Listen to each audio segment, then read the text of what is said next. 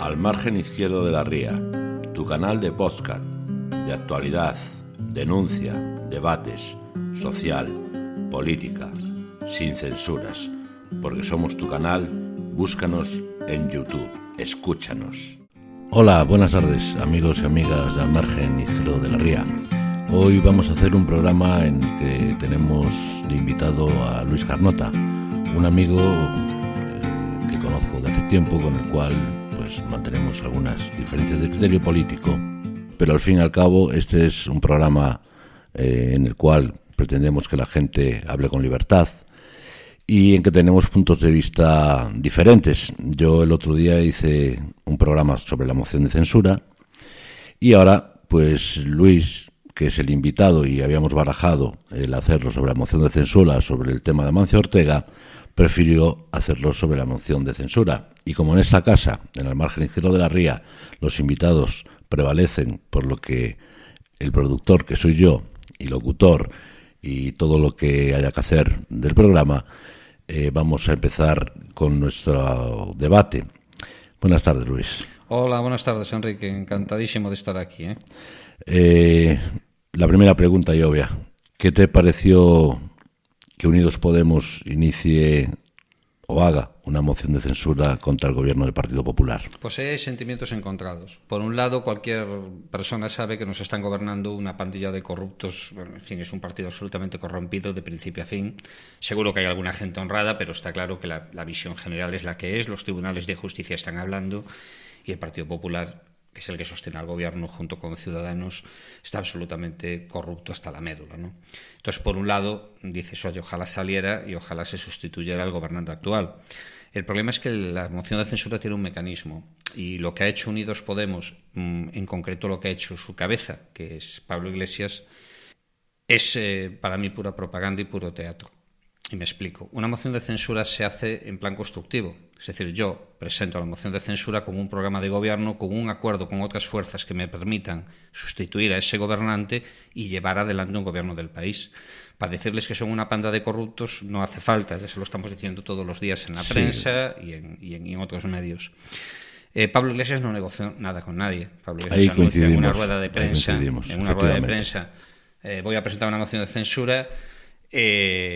Así deprisa y corriendo como alternativa, y esto ya es una opinión personal mía, a la victoria de Sánchez, ¿no? Él contaba, creo que contaba con que saliera Susana Díaz, con que el aparato del partido se impusiera, incluso aunque fuera falseando los resultados. Se equivocó y la victoria de Sánchez le causó un problema.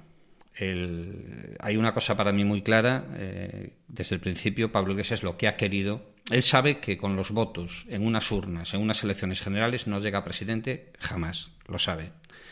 No es tonto, es profesor de ciencias políticas, es una persona muy preparada y no es idiota. Tiene sociólogos muy buenos a su alrededor y sabe cómo se respira el ambiente en la calle. ¿Tú crees que el tiempo de Podemos ha pasado? No, el tiempo de Podemos no, el de Iglesias sí. El de Iglesias. Iglesias ha conseguido un mérito tremendo. Ha conseguido un grupo de gente, la ha unado y ha conseguido crear la tercera fuerza parlamentaria de este país. Ha conseguido llevar al Parlamento temas que no se tocaban.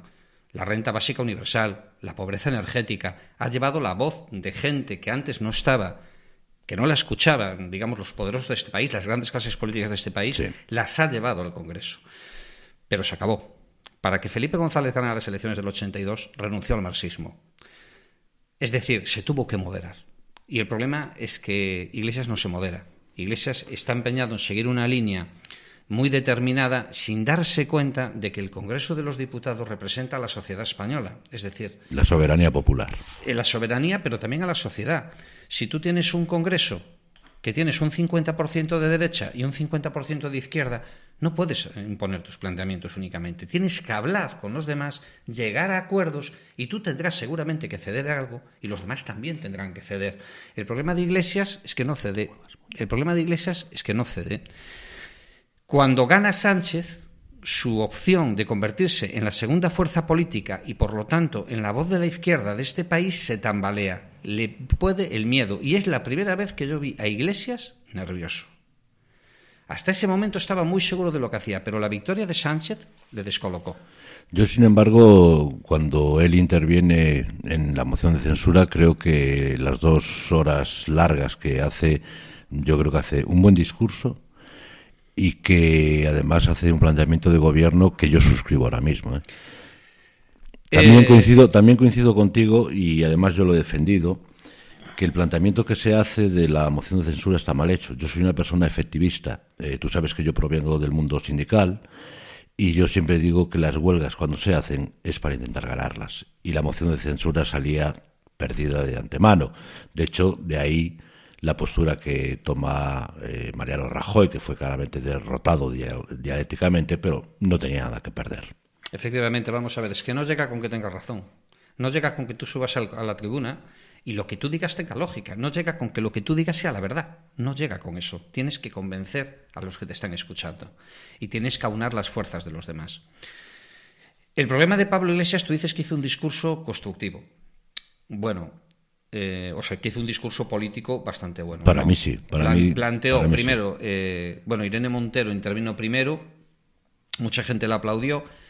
Y sin embargo para mí fue un discurso que deja bastante que desear, porque se limitó simplemente a recordar lo que todos sabíamos, que el Partido Popular son una manga de corruptos. Ese no es el objetivo de una moción de censura. No, eso. Cuando Iglesias sale tiene que proponer un programa de gobierno alternativo. Esa es yo te soy sincero, yo no escuché la intervención de Montero, fue lo único que no escuché. Después... Yo escuché todo y Irene Montero, que me sorprendió positivamente, pero no era el discurso, me sorprendió positivamente porque pensé que iba a hacer un discurso más entretejido, pero sin embargo salió bien.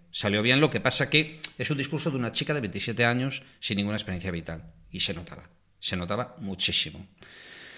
Y la gente lo nota también.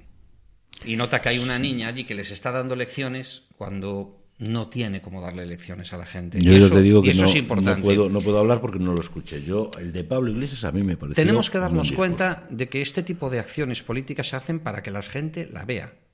En la Cámara ya sabe cada uno lo que va a votar, lo que va a hacer, y esto es para que la gente lo vea. Esto es un gran teatro, ¿vale? Y hay que entenderlo así. Cuando Pablo Iglesias sale, Irene Montero, dentro de lo que esperaba la gente de Podemos de ella, pienso que lo hizo bien. Sí. Otra cosa es mi punto de vista, pero ella hace un discurso para su gente, que es lo lógico, y creo que lo hizo bien. Pero es que Pablo Iglesias lo que hace es repetir el discurso de Irene Montero. Vuelve a hacer un discurso para su gente, no hace un discurso para la sociedad. No hace un discurso para los que votan a Podemos, para los que votan al PSOE, para los que votan a Ciudadanos, para los que votan al PP. Pero hay unos planteamientos de gobierno que yo creo que vamos con esos planteamientos pone bastantes puntos sobre encima de la mesa que yo suscribo. Más allá, a ver, yo creo que la moción de censura donde se está equivocando Irene Montero, por lo que yo creo, es en que sale a hacer lo que tú dices, un discurso para decirnos que los del Partido Popular son unos corruptos, y eso ya lo sabemos. Yo creo que todo el mundo. Lo que pasa que hay algunos que se hacen que no se dan cuenta, ¿no? Pero luego, cuando interviene Pablo Iglesias, hizo una primera parte histórica para decirnos de dónde viene esta España, la que también coincido con él, y luego empieza a poner puntos de lo que sería un hipotético gobierno de Podemos.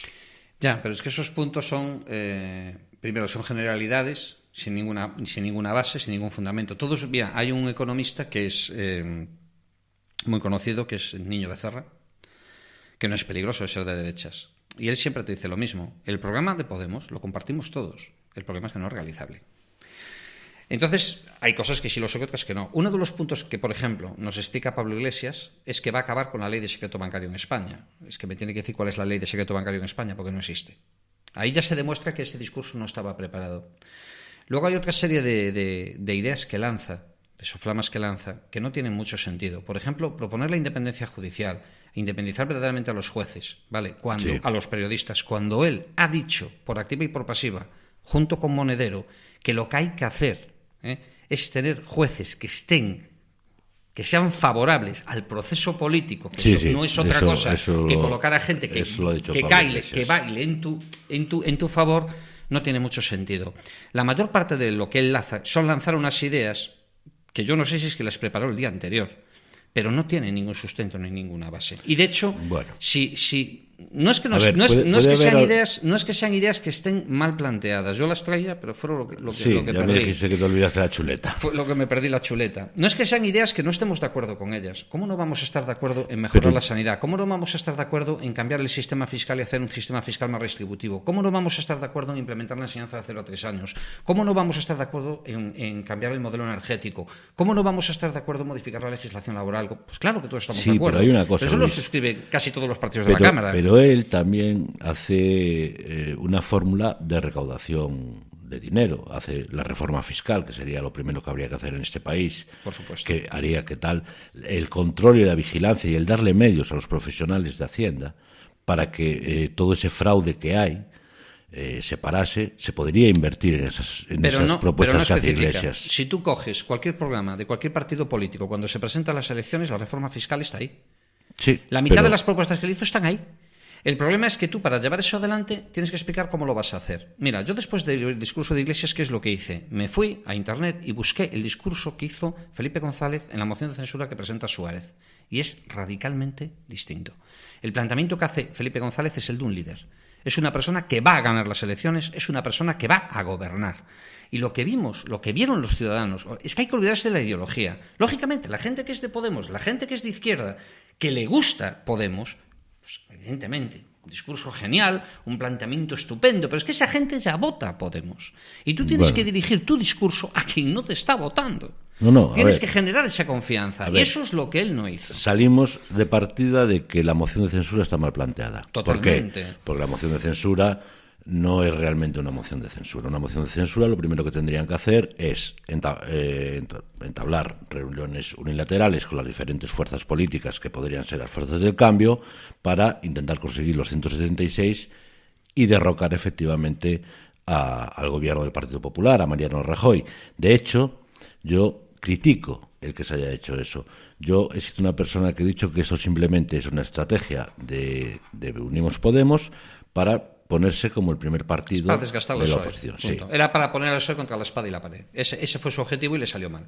No funcionó porque la gente lo captó. O sea, la ciudadanía, que es lo que al final le interesa. Cuando tú haces una moción de censura que sabes que no vas a ganar, es legítimo que la presentes y que la defiendas.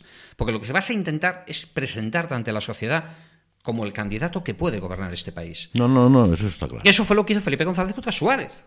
Eso fue lo que hizo Felipe González. Sabía que no ganaba. Lo sabía, pero lo que hizo fue presentarse ante la sociedad como yo soy el que va a gobernar. Pablo Iglesias lo que intentó hacer es acorralar al PSOE. Y resulta que la jugada le ha salido mal. ¿Y por qué le ha salido mal? Porque la ciudadanía se dio cuenta de que era muy evidente lo que estaba intentando hacer.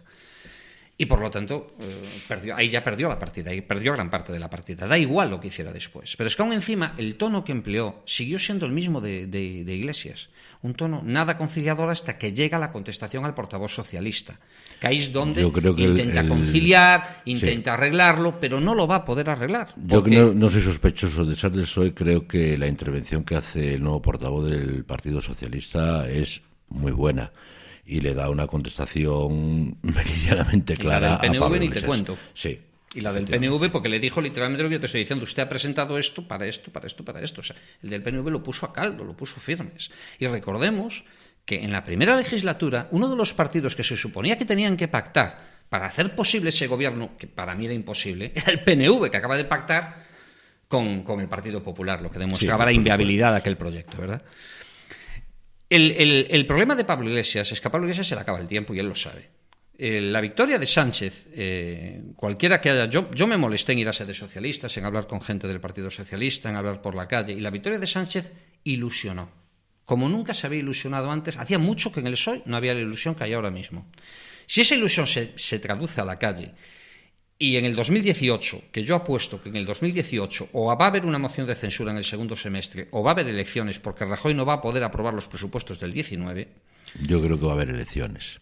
Si hay elecciones, el PSOE puede... no va a... Evidentemente no sacará mayoría. Ahora mismo el voto está dividido en izquierda y no va a sacar mayoría para gobernar, pero va a subir y mucho. Y Podemos va a bajar y mucho. Porque además Podemos, y Iglesias lo sabe, tiene un problema. Tiene un problema que es Ada Colau, tiene otro problema que es Compromís y tiene otro problema que es Marea. Ada Colau va al viento que le sople. Y Carmena. Carmena no tanto. Carmena seguramente abandonará ahora el Partido Popular, abandonará la alcaldía de Madrid.